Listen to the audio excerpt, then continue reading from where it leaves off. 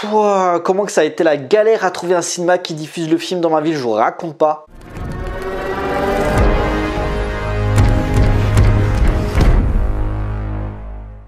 Bonjour à tous, il va être question de Lux Aeterna, le nouveau film de Gaspard Noé.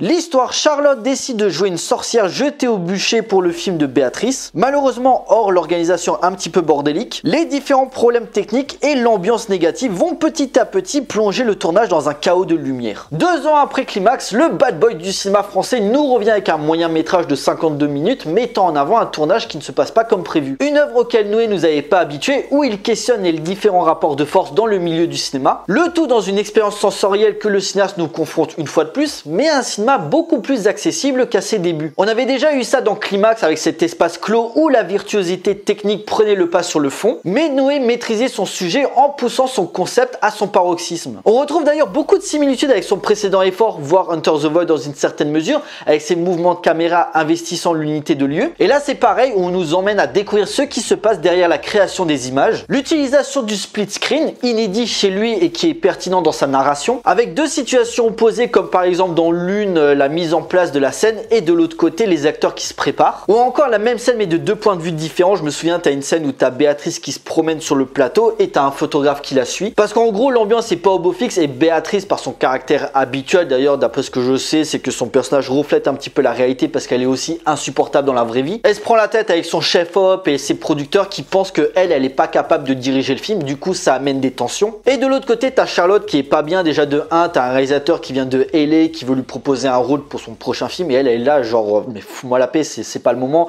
Et puis il y a aussi un truc avec sa fille, et donc de fait la dramaturgie commence à monter crescendo pour se diriger vers la scène en question, la scène du bûcher. Et le truc c'est qu'au moment où ça devient intéressant avec ces couleurs flashy qui s'embrasent en toile de fond, le son insupportable et tout ça, ça cut, c'est la fin.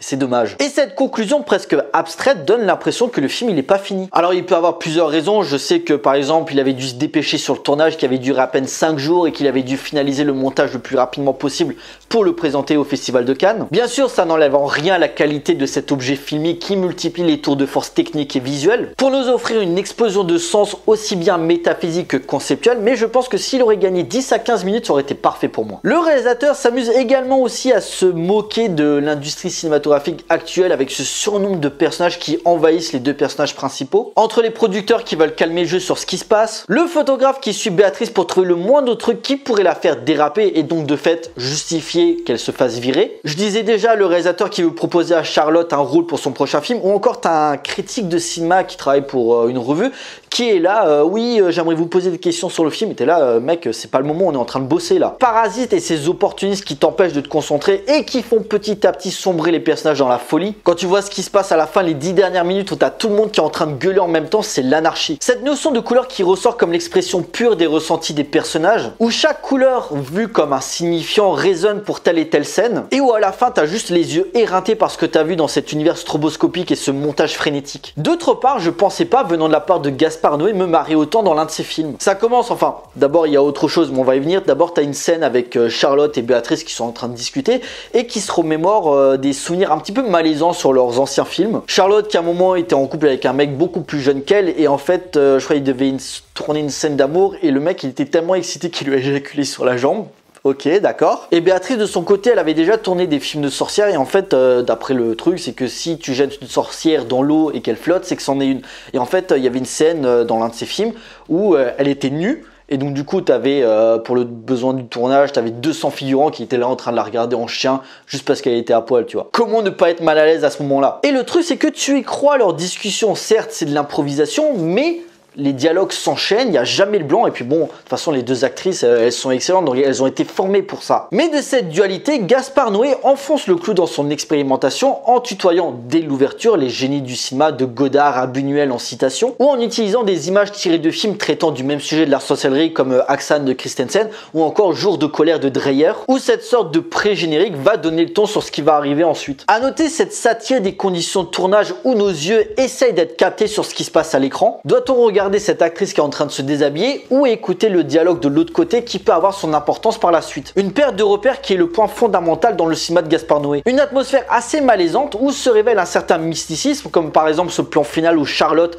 est sur le bûcher et à la caméra qui capte son visage à mesure que la situation dérape. Au milieu de ce chaos ambiant et d'incompétent qui fait que rien ne marche comme il faut. Demandez à Coppola sur Apocalypse Now ou encore Terry Gilliam qui est un expert en la matière. D'ailleurs, je vous conseille l'excellent documentaire Lost in La Mancha qui met en exergue les conditions de tournage très difficiles de Terry Gilliam sur sa vision qu'il devait faire de L'homme qui tua Don Quichotte en 2000-2001 je crois. Tournage qui du coup a été annulé et finalement il a quand même fait son film en 2018 avec un résultat assez mitigé pour moi. Bref, tout ça pour dire que Lux Aeterna est un objet filmique fascinant et assez amusant dans ce qu'il montre, qui va forcément diviser comme chaque film de Gaspard Noé, donc on est habitué. J'avais un mec à côté de moi qui pendant le générique s'est mis à se marrer parce que je pense que c'était sa façon d'exorciser ce qu'il venait de voir à l'écran. Reste qu'une telle proposition cinématographique qui procure des émotions diverses par sa mise en scène est très rare et Dieu sait que vu la situation des cinémas qui est très compliquée en ce moment, ça fait pas de mal. Certes, vous en sortirez pas indemne, mais le cinéma c'est pas que du bonheur avec des scènes d'action et des effets spéciaux en pagaille.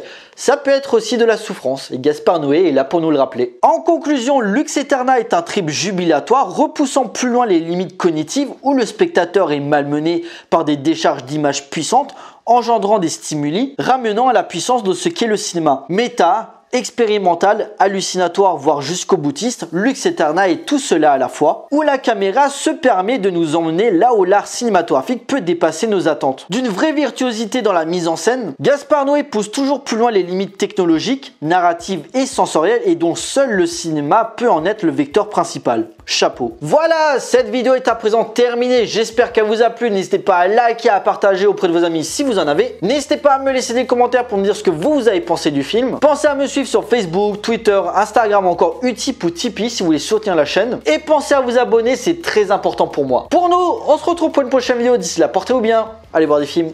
Ciao.